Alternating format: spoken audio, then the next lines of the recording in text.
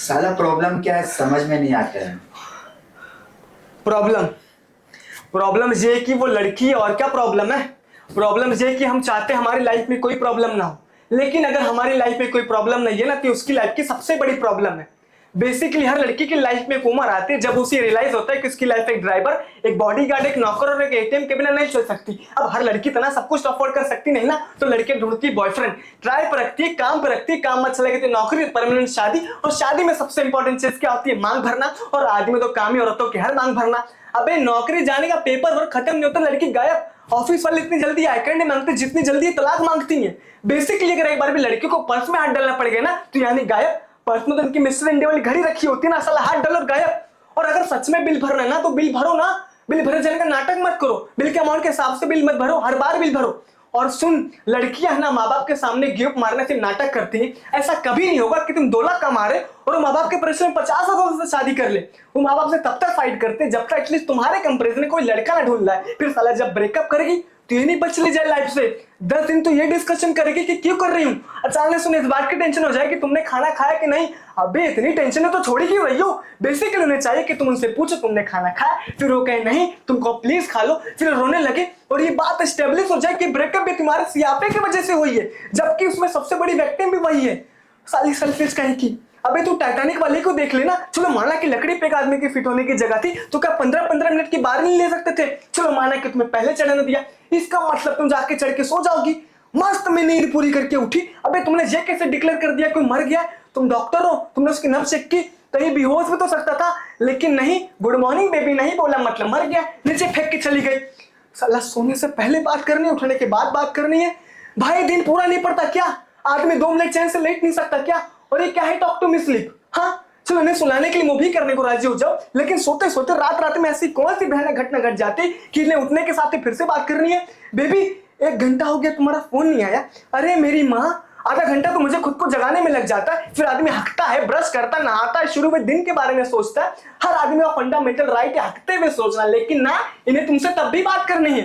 भाई शादीशुदा आदमी हमेशा ऑफिस के लिए लेट क्यों हो रहे होते हैं? क्योंकि जो टाइम पे उठते हैं तो बात करने से लेट हो जाते हैं, और जो समझदार है वो तो साले उठते ही लेट है। उठो, तैयार हो, भागो, बस बात ना करनी पड़े। और ये सब बर्दाश्त करने के बाद इनका सबसे बड़ा सियापा ये है कि इन्हें सेक्स के बाद ही बात करनी है। अबे पागल हो क्या? सेक्स इसलिए कि कुछ अल्टीमेट क्लाइमेक्स को क्लाइमेक्स क्यों बोलते हैं? क्योंकि उसके बाद पिक्चर खत्म। मीठा खाने के बाद कोई सूप पीता है क्या? हाँ यू नो, मुझे तो कभी कभी लगता है they want to talk to the orgasm. और ये लड़कियों के ना आदमियों से सिर्फ 2 ही नीड्स होती है, आई लव यू और सॉरी। साला आई लव यू बोले तो बोलेंगे why do you love me. इन्हें ना हर 2 महीने बाद जानना होता है why do you love me, या I love you but give me 5 reasons why you love me.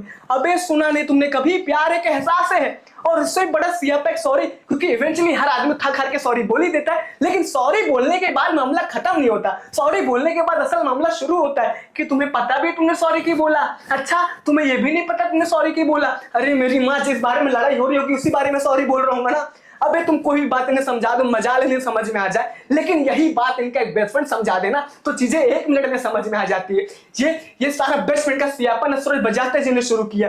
Best friend की टोपी पिना पिना के दोस्ती में no sorry no thank you. Sir दोस्ती में प्लीज नहीं रहा, दोस्ती में पूछना नहीं रहा, दोस्ती में लिमिट ही नहीं रही। दोस्ती में लड़का लड़की घर आके चाहे जितनी रहना चाहता रह सकता है। दोस्ती में लड़की दारू पी के लड़की की पप्पी ले ले, प्लेटोनिक है। दोस्ती में लड़की लड़के गोद में बैठ जाए, प्लेटोनिक है। दोस्ती में लड़की लड़के के सामने कपड़े बदल ले, वो भी है। दोस्ती में सेक्स भी प्लेटोनिक ही होता होगा। हाँ इनके कपड़ों के बारे में जरा सा कुछ बोल दो तो अचानक से फेमिनिस्ट टाइप हो जाएंगी। You can't tell me what to wear. अरे जब तुम मुझे बता सकते हो मुझे क्या पहनना चाहिए, तो मेरा बताना अचानक से ये equality, liberty, individuality, freedom, sovereignty issue कैसे बन जाता है?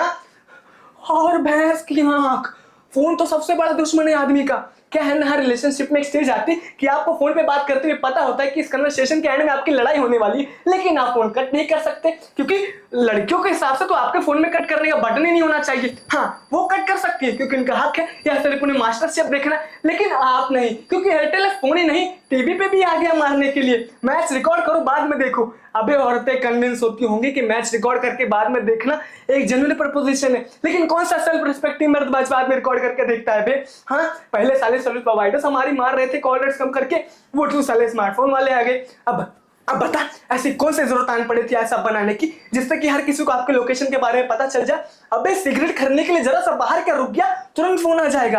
बेबी अरे फाइन ना। नहीं, मैंने देखा तुम 3.5 मिनट से कहीं पे रुके हुए थे, सोचा फोन करके पूछ लो।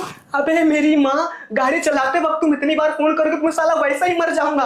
और ये आदमी मर रहा भी होगा ना तो भी नहीं चाहिए। 1 मिनट भाई साहब, फोन करके बता देता हूँ। बेबी, वही मैं मरने जा रहा हूँ, यमराज लेने आगे, ठीक है। फिर भी इन्हें इस बात की चिंता नहीं होगी कोई आदमी मर रहा है, फिर भी ये पूछेंगी कहाँ मर रहे हो, किस लिए मर रहे हो। अरे तुमने बताया तुम्हें मरने का प्लान था, और कौन कौन मर रहा साथ में। अच्छा, आप उसके साथ ही मरने लगे। भाई सतीश जी ऐसे थोड़े लाए थे यमराज से अपने पति को, उन्होंने कुछ लेनी कर दी होगी। उन्होंने कहा ऐसा कैसे, क्यों कहा। यमराज बोलोगा सॉरी बहन जी, गलती हो गई, ले जाओ अपने पति को यहाँ से। एक तो हर लड़की को सियापा है लव सरप्राइज, जबकि असल बात यह कि women hate surprise. They just love the opportunity, pretend to be surprise. उन्हें पता होना चाहिए कि तुम कोई सरप्राइज प्लान कर रहे हो, लेकिन तुम्हारे थ्रू नहीं, किसी और के थ्रू। तो उनकी असली खुशी इस बात में छुपी होती है कि उन्हें सरप्राइज प्लान पता होते हुए भी तुम उनके पास जाओ, कहो सरप्राइज, और उन्हें करने का मौका मिल जाए। ये लड़कियों के ना हर सवाल में ना दूसरा सवाल छुपे होते, लेयर्स होते। तुम्हें लग रहा होगा कि तुमसे पूछ रहे कि छोले कैसे बने।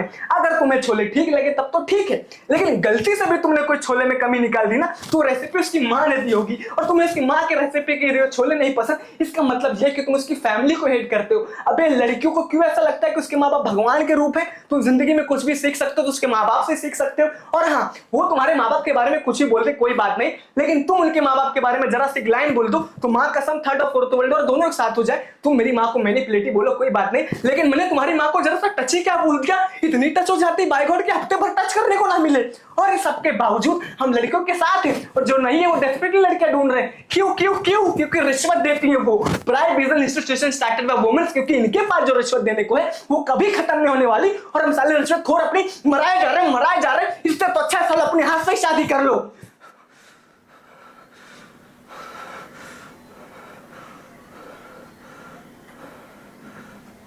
ओके।